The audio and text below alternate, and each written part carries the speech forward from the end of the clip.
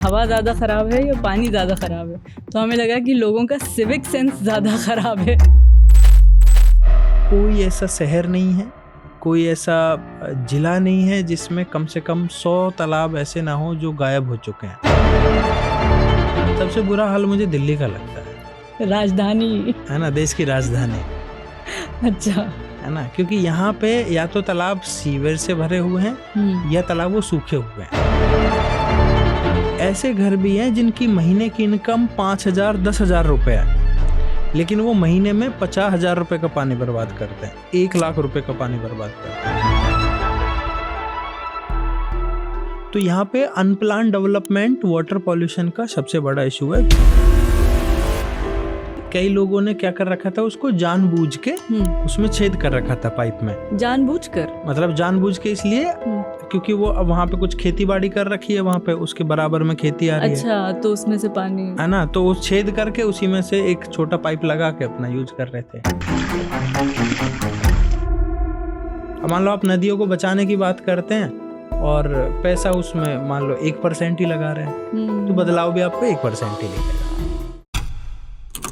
India जब गंदे पानी के क्राइसिस से जूझ रहा है, तो कुछ लोग हैं जो सिर्फ उस पर बात नहीं कर रहे हैं, एक्शन ले रहे हैं। हमारे साथ है Ramveer Tanwar, pond man of India, और ये पूरी कोशिश कर रहे हैं कि जो देश के तालाब हैं वो सूख कर एक याद ना बन जाएं, बल्कि रियलिटी में एग्जिस्ट करें हमेशा।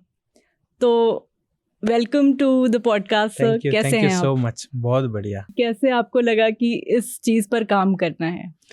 बिल्कुल, देखिए अभी आपने जैसे इंट्रोडक्शन में कहा तालाब कहीं हमारी यादें बन के ना रह जाएं, तो अभी तो आपको ये डर लग रहा है, जबकि मैं आपको बताऊं कि ऐसा हो चुका है ऑलरेडी। आपका कोई ऐसा शहर नहीं है, कोई ऐसा जिला नहीं है जिसमें कम से कम 100 तालाब ऐसे ना हो जो गायब हो चुके हैं। अच्छा, मतलब उनका अस्तित्व मिट चुका है। वो आपको मिलेंगे किसी बिल्डिंग के नीचे, रोड के नीचे, हॉस्पिटल के नीचे, पुलिस स्टेशन के नीचे, वो मार के दफना दिए गए हैं हमारे द्वारा। हवा खराब है, पानी खराब है, लेकिन क्या ज्यादा खराब है अगर आप एक एनवायरमेंटलिस्ट के नज़र से हमें बताएं तो? देखिए, हवा क्या है, वो खराब तो है ही, लेकिन उसकी ना मौसम के हिसाब से याद आती है। है ना, जब सर्दियों में जैसे ही टेम्परेचर डाउन होना शुरू होता है और इधर पॉल्यूटेंट्स अपना काम करना शुरू करते हैं हवा में, तो वो हमें याद आती है और हमें जो है वो 2-3 महीने की चर्चा बन के रह जाती है। लेकिन पानी ऐसी चीज है, वो पूरी साल चाहिए हमें, वो पूरी साल ही गंदा रहता है। आज आप देखिए कुछ शहरों में गंदे पानी की वजह से लोग मर जा रहे हैं, बच्चे मर जा रहे हैं। आज आप देखिए चेन्नई, गुड़गांव, मुंबई, नोएडा, दिल्ली, बारिश के मौसम में यहाँ पे बाढ़ आती है, जिसको हमने नाम दिया है अर्बन फ्लडिंग। है ना, क्योंकि पानी की स्थिति इसलिए खराब नहीं है कि पानी कम होता जा रहा है, और हमें बिल्कुल इस बात का डर नहीं है कि पानी खत्म हो जाएगा। पानी कभी खत्म नहीं होने वाला है। जो आज बच्चों की किताबों में या मीडिया में आप देखते हैं कि एक दिन पानी खत्म हो जाएगा, पानी बिल्कुल खत्म नहीं हो जा रहा है। मुझे डर इस बात का है, और मैं बच्चों को भी यही बात बताऊं कि पानी खत्म होने की बजाय बहुत ज्यादा हो जाएगा। लेकिन कैसा होगा? लेकिन वो पीने वाला पानी नहीं होगा। पानी बहुत ज्यादा हो जाएगा, लेकिन हमें बर्बाद करने वाला पानी बहुत ज्यादा हो जाएगा। हमारे घरों में पानी आ जाएगा, हमारी सड़कों पे पानी आ जाएगा, हम घर ढूंढते, ऊंची ऊंची जगह ढूंढते हुए घूमेंगे। है ना, और उस पूरे समुद्र में से हम एक गिलास के लिए तरस जाएंगे। आज भी जब बाढ़ आती है तो कहाँ भागते हैं सारे लोग? जाके छत पे बैठ जाते हैं, कोई नीम पे चढ़ जाता है, कोई ऊंचे टावर पे चढ़ता है। किससे डर के? किससे डर के? पानी से डर के ना। और फिर जाके क्या उसको चाहिए, ऊपर चढ़ के 2 घंटे चढ़ा रहेगा, तीसरे घंटे फिर पानी चाहिए। तो पानी तो खत्म नहीं हुआ, पानी तो ऊपर और ज्यादा आ गया नीचे, लेकिन पीने वाला पानी जो हमारे शरीर को चाहिए वो खत्म होता जा रहा है। जब मेरे दिमाग में ये सवाल आया था कि क्या ज्यादा खराब है, हवा ज्यादा खराब है या पानी ज्यादा खराब है, तो हमें लगा कि लोगों का सिविक सेंस ज्यादा खराब है, जिसकी वजह से हर चीज खराब हो रही है। बिल्कुल, एकदम बिल्कुल आपने सही कहा। सिविक सेंस ही है वो जो तालाबों को डंपिंग यार्ड बना रहा है। सही बात। सिविक सेंस ही है वो जो नदियों को नाले बना रहा है। वो बहुत सारी चीजें हैं।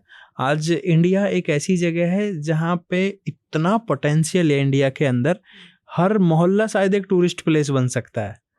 हर जिले में टूरिस्ट प्लेस बन सकते हैं क्योंकि इतनी सुंदरता है। लेकिन आधे से ज़्यादा जगह तो इसलिए टूरिस्ट प्लेस नहीं बन पा रहा कि मात्र वहाँ पे गंदगी बहुत ज़्यादा है। हमारी नदियाँ देखो, हम क्या जाते हैं विदेशों में देखने उनकी सुंदर नदियाँ, हम क्या जाते हैं सिंगापुर देखने, फाउंटेन, उनका समुंदर के किनारा।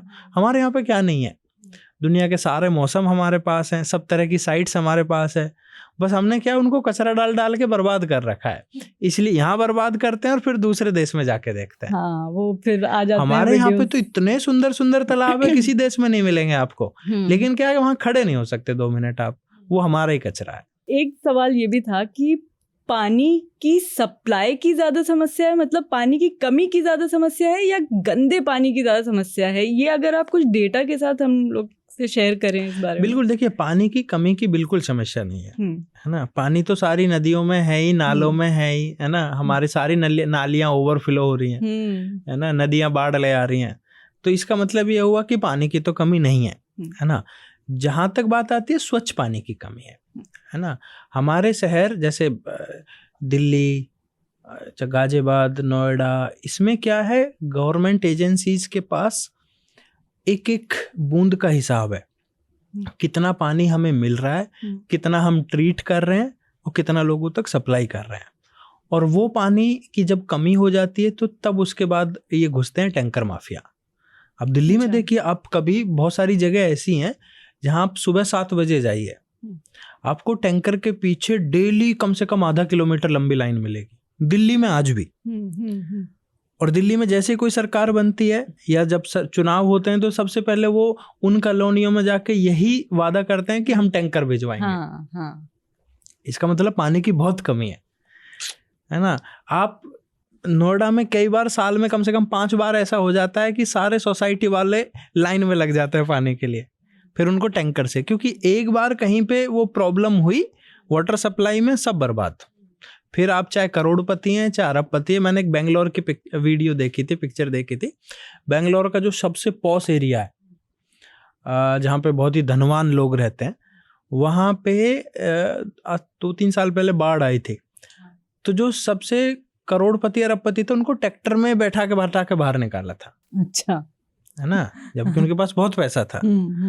लेकिन जब अर्बन फ्लड आई तो सबको ट्रैक्टर ट्रॉली में बैठा के बाहर निकाल के लेके आए। कोई मर्सिडीज काम नहीं आई, कोई ऑडी काम नहीं आई, बाद में ट्रैक्टर ही काम आया। सब डूब जाएगा, सब डूब जाएगा, है ना। तो ये जो हम सारी चीजें शहर डेवलप कर रहे हैं, ये जो हम सिटी डेवलप कर रहे हैं, ऑफिस डेवलप कर रहे हैं, अगर पानी की मात्रा बहुत ज्यादा आ जाएगी तब भी हम बर्बाद हैं, और पानी बहुत कम रह जाएगा पीने के लिए तब भी हम बर्बाद हैं। तो इसका कंक्लूजन ये है कि पीने का पानी आज भी शहरों के पास पर्याप्त नहीं है। आज भी कुछ कुछ शहर 40% तक डेफिसिट में है। 40% सप्लाई और डिमांड में 40% तक गैप है। अच्छा, कहीं कहीं पे 30% गैप है, कहीं कहीं 20% गैप है। लेकिन आप देखिए जाके तो वहाँ पानी है। तो पानी को ट्रीट करना पड़ता है, है ना, उसको पीने योग्य बनाना होता है। जो हमारे ऑफिस में भी पानी आ रहा है वो कहीं ना कहीं से ट्रीट। अब तो मार्केट में क्योंकि इतने सारे क्या कहते हैं इसको, प्राइवेट सप्लायर आ गए हैं, है ना, जो कहीं कहीं से ढूंढ के लाते हैं। यहाँ तक आते आते 1 लीटर की 20 रुपए कॉस्ट हो जाती है। जबकि प्रकृति ने तो फ्री में दिया है। कौन पाए, कोई किसी का कोई चार्ज नहीं कर रहे, आप जाओ पी लो। 20 रुपए में मिलता है बिलसेरी, है ना। हाँ, और बिलेसरी 20 रुपए में भी, हाँ, भी नहीं मिलता एक ब्रांड असली होता है, 90 नकली होते हैं उसके पीछे। तो 20 रुपए यहाँ तक आते आते कॉस्ट हो जाती है। जबकि लोग कई बार गाँव में, आप देखिए यहाँ के गाँव में जाइए, समरसेबल पंप लगे हुए हैं, है ना, और लाइट आती है। कई गाँवों में तो ये हाल है, लाइट आती है, पंप चालू हो जाते हैं, लाइट चली जाती है, पंप बंद हो जाते हैं। उनको कोई बंद करने वाला ही नहीं है, बस वो डायरेक्ट ऐसे तार लगा रखे है ना, वो चाहते रहते हैं। चल, बच्चे भी वो कभी उससे नहीं नहाते, वॉशरूम में जाके वो ऐसे ही नहाएंगे। ऐसे घर भी हैं जिनकी महीने की इनकम 5,000 10,000 रुपए है, लेकिन वो महीने में 50,000 रुपए का पानी बर्बाद करते हैं, 1 लाख रुपए का पानी बर्बाद करते हैं। क्योंकि जो ग्राउंड से नीचे छुपा हुआ पानी है ना, वो तो उसकी कॉस्ट ही कोई हमसे चार्ज ही नहीं कर रहा है। हमें तो तब पता चलती है जब एयरपोर्ट पे जाते हैं, यही 20 रुपए की वहाँ 150 रुपए की भी मिलती है ना, तो तब पानी की कीमत पता चलती है। तो शहरों में पानी की कमी इसलिए क्योंकि यहाँ पे आप बहुत ही सप्लाइड आते हैं और 13वीं मंजिल पे आपको चढ़ाना है। गांव में आज भी इसलिए नहीं क्योंकि वो बहुत ज़्यादा रूल रेगुलेशन वहाँ पे नहीं है, जो भी चाहता है वो बोरवेल करके पानी ले सकता है। और पानी की शहरों में बहुत, शहर ऐसी चीज़ है जहाँ पे पानी की बहुत कमी भी है और पानी बहुत ज़्यादा भी है। जैसे फॉर एग्जाम्पल गुड़गांव लेते हैं, गुड़गांव में आप किसी भी सोसाइटी में जाइए, रोज आपको न्यूज़पेपर में पढ़ने को मिलेगा पानी आज लोगों को लाइन में लगना पड़ा, 2 दिन से पानी सप्लाई नहीं हुआ, 3 दिन से ये नहीं हुआ। और जैसे बारिश आएगी फिर न्यूज में आएगा सोसाइटी बनी तालाब, लोग तैरने को हुए मजबूर, 3 दिन तक वो 2 दिन तक, हाँ 2 दिन तक जाम में फंस गए, बोट से ऑफिस जा रहे हैं, है ना। हर महीने न्यूज चेंज हो जा रही है और सब्जेक्ट क्या है, पानी, है ना। तो पानी की कमी भी बहुत है और पानी अधिकता भी बहुत है। ट्रीटमेंट वगैरह सब हो जाता है, तो ऐसा कौन सा पॉइंट होता है जहाँ पर ये कंटामिनेशन होने लगता है, ये किस पॉइंट से? देखो हाँ, ऐसे ना, अब अगर आप सुबह सुबह वॉक करेंगी, मैं जैसे वॉक करता हूँ सुबह सुबह, तो मुझे कम से कम कई पॉइंट ऐसे मिल जाते हैं जहाँ पे उसमें होल हो जाता है। अच्छा, है ना। ये क्योंकि मेटल के पाइप्स होते हैं, एक समय के बाद या तो जहाँ पे जोड़ होता है वो जोड़ पैच जो है वो ढीले हो जाते हैं, या कई बार जर लग जाता है, या कई बार होता क्या है कि वो इंस्टाग्राम फेसबुक पे वो मीम आते हैं ना, पहले एक सड़क को बनाते हैं फिर याद आता है अरे वो रह गया ना, वो रह गया, फिर खोदते हैं, फिर कुछ दिन बाद फिर बनाते हैं, फिर खोदते हैं। तो कई बार होता क्या है, खोदने बनाने के चक्कर में पाइप में कुछ लग जाता है और वहां से वो कमजोर हो जाता है, कुछ टाइम के बाद वहां से वो टूट जाता है। समस्या ये होती है कि बराबर से ही सीवर की लाइन भी जारी होती है ना। जब वो टूटा है, जब उसमें होल हुआ है, जैसे पाइप का प्रेशर कम होगा, अभी तो पानी पाइप से इधर निकल रहा है, जैसे प्रेशर कम होगा वो उल्टा जाने लगता है। तो उस चक्कर में क्या होता है, जो सीवर का पानी है वो अपने ड्रिंकिंग वाटर में मिक्स हो जाता है, जिसकी वजह से क्या होता है, लोग बीमार हो जाते हैं, है ना, क्योंकि उसमें तो बैक्टीरिया होते हैं पानी में। तो वो सारी चीज़ें, इस तरह से वो चीज़ें होती हैं। मैं कम से कम पिछले 1 साल में मैंने 10 बार कंप्लेंट कर करके ऐसे पॉइंट्स बंद कराए हैं। अच्छा। और कितनी जल्दी होती है ये कंप्लेंट जब आप करते हैं उसको?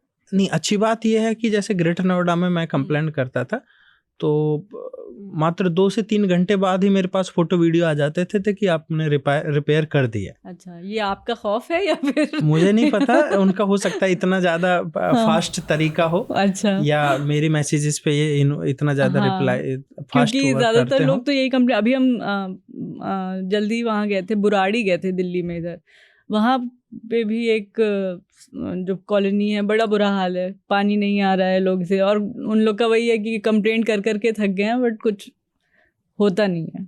हाँ, तो दोनों ही कारण हो सकते हैं। तो यहाँ पे तो मैं जब करता हूँ तो 2-3 घंटे में फिर मैसेज आ जाता है कि वो रिपेयर कर दिया है जी। अच्छा, है ना। वो उसका कारण शायद ये भी है क्योंकि मैं बहुत सीनियर ऑफिसर्स को सीधा मैसेज भेजता हूँ, वो फॉरवर्ड करते हैं तो वो तुरंत एक्शन हो जाता है। अदरवाइज आप नीचे से जाएंगे तो वो बहुत सारे लोग फिर वो इग्नोर कर देते हैं, वहां से वहां भेजते, तो इसलिए प्रॉब्लम होती है। बल्कि मैंने एक जगह तो देखा है कि एक जगह कई लोगों ने क्या कर रखा था, उसको जानबूझ के उसमें छेद कर रखा था पाइप में। जानबूझकर मतलब जानबूझ के इसलिए क्योंकि वो वहां पे कुछ खेती बाड़ी कर रखी है, वहां पे उसके बराबर में खेती आ रही है। अच्छा, तो उसमें से पानी, है ना, तो वो छेद करके उसी में से एक छोटा पाइप लगा के अपना यूज कर रहे थे। जुगाड़ भी, है ना, जुगाड़ कर रखे थे। कई लोग, मान लो वहां पे कोई बस्ती बनी हुई है, अच्छा, पानी की सप्लाई नहीं है, तो उनको पता चल जाता है कि यहाँ से पानी की लाइन जा रही है, किसी दिन रात को उसमें छेद कर देते हैं, पानी हो जाता है, अपनी बाल्टी भर के चल देते हैं।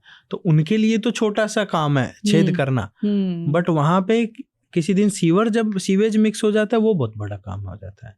तो ऐसे केसेस भी आते हैं। अच्छा, आपने इतना इस सब के अराउंड काम किया है पानी, अगर एक आम लोगों को अगर समझाना हो तो वाटर पोल्यूशन की सबसे बड़ी वजह क्या मानी जाती है? देखो, वाटर की सबसे बड़ी वजह जो है ना, हमारा जो डेवलपमेंट का तरीका रहा है ना, प्लानिंग रही है, वो सबसे बड़ा इशू है। क्योंकि एक गांव है और वो अनप्लान डेवलपमेंट, वहाँ पे गांव के आसपास पूरी बस्ती बनने लगी है, वहाँ पे सीवर नेटवर्क तो कोई है ही नहीं भाई। खेतों में इसने यहाँ घर बना लिया, उसने यहाँ घर बना लिया, उसने यहाँ घर बना लिया, फिर वहाँ पूरी कॉलोनी बन गई। अब कॉलोनी तो अथॉरिटी ने या डिपार्टमेंट ने डाली नहीं, उन्होंने अपना ऐसा ही कच्चा घर अपना बना लिया वहाँ पे या रोड बना लिया। अब वो करेंगे क्या, उसको दो तरीके हैं उनके पास। एक तो वो अपना गहरा सा बोरवेल करेंगे, ग्राउंड वाटर में डाल देंगे। एक दूसरा ये है कि कोई आसपास में तालाब मिलेगा, नहर मिलेगी, नदी मिलेंगे, उसकी तरफ मोड़ देंगे, क्योंकि पानी तो नहीं निकालेंगे तो उनके घरों में भरेगा वो पानी। तो उसको कहीं ना कहीं फिर वो जुगाड़ से टेम्परेरी जोड़ा जाता है, लेकिन वो धीरे धीरे बाद में परमानेंट हो जाता है ना भाई। जैसे बहुत सारे यहाँ पे भी जब डेवलपमेंट हुआ तो आपके यहाँ से एक नाला जाता है, उसको टेम्परेरी उसमें नालियाँ जोड़ी गई कि बाद में भाई ट्रीटमेंट होके करेंगे कहीं और, लेकिन बाद में परमानेंट हो गया।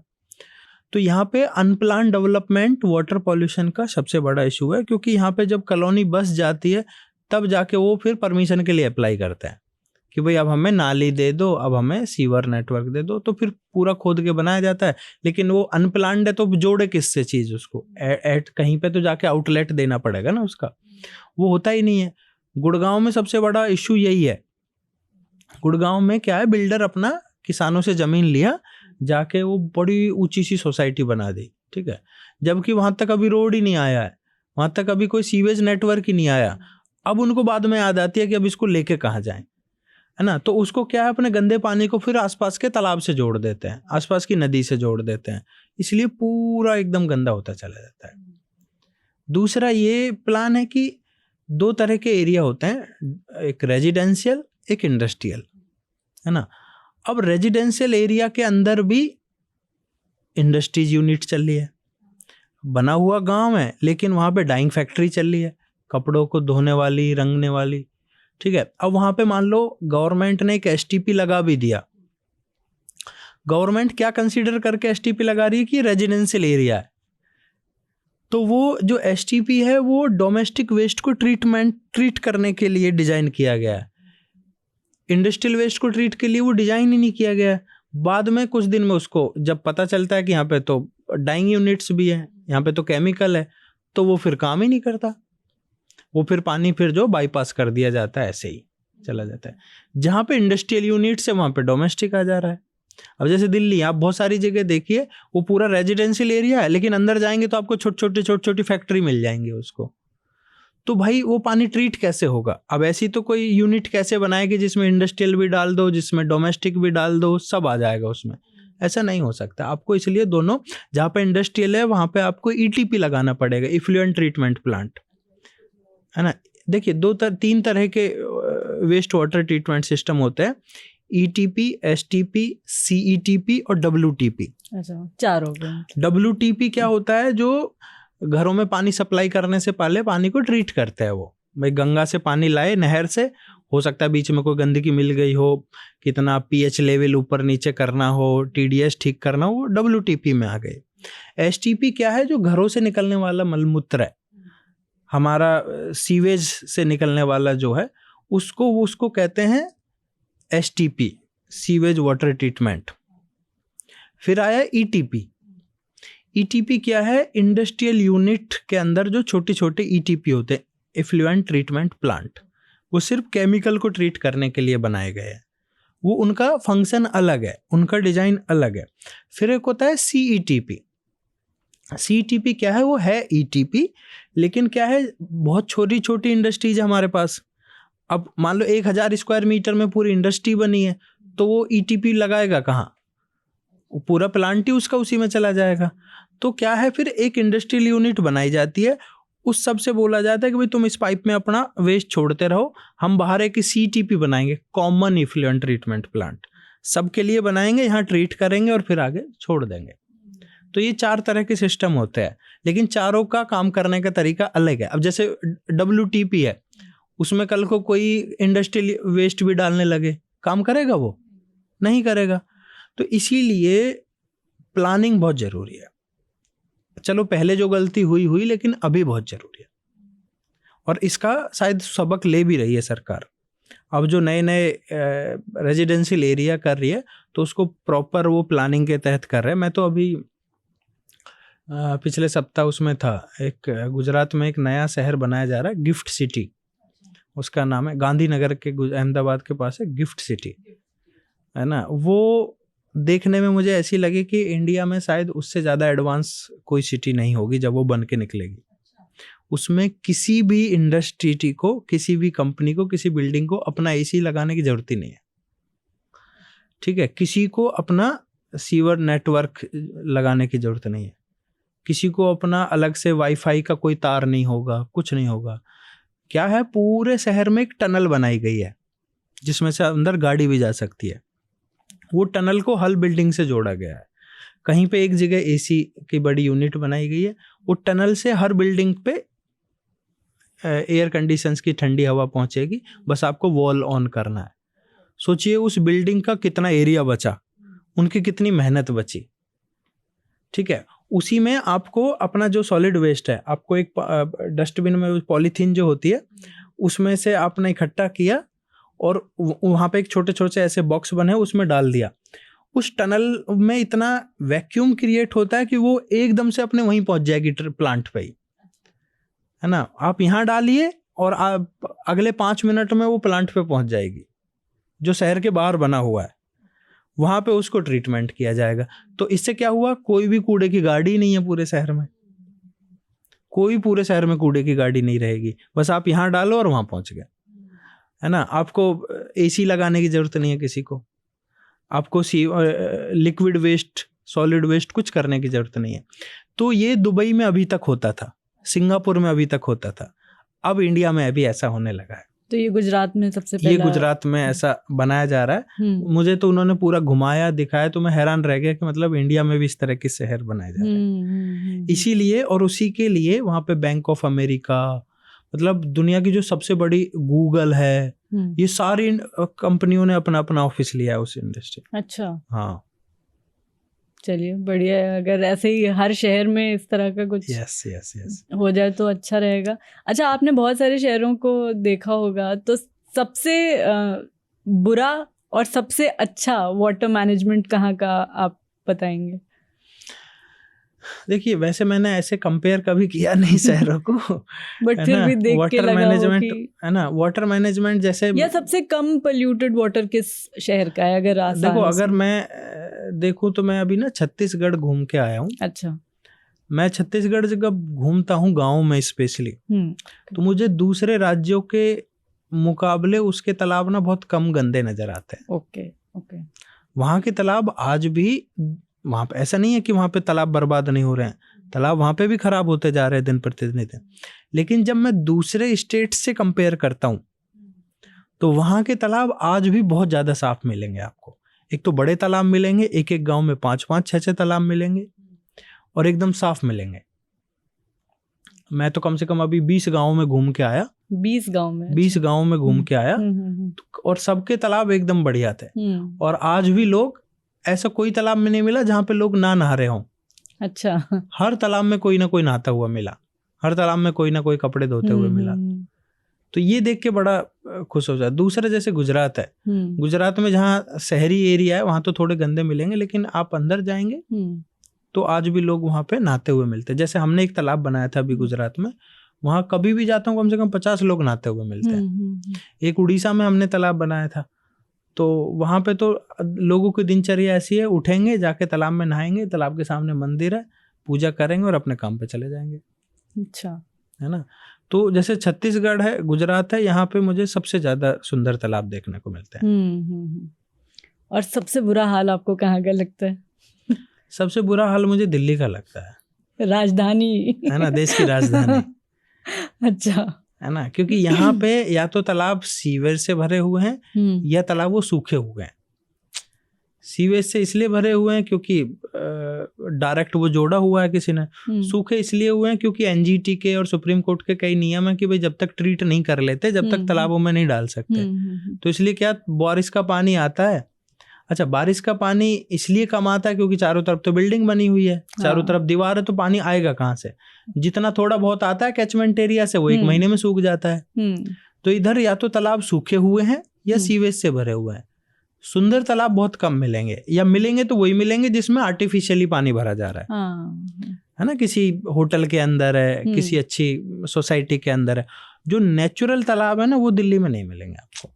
और ऐसे बहुत हजारों तालाब थे, अब तो मात्र सैकड़ों में बचे हुए हैं। वो ज्यादातर एंकरोच कर लिया उन लोगों ने। हाँ। कब्जा करके अपना मकान, पुलिस स्टेशन, कहीं पे सड़क, कहीं पे सोसाइटी, सब बना दिया उन्होंने।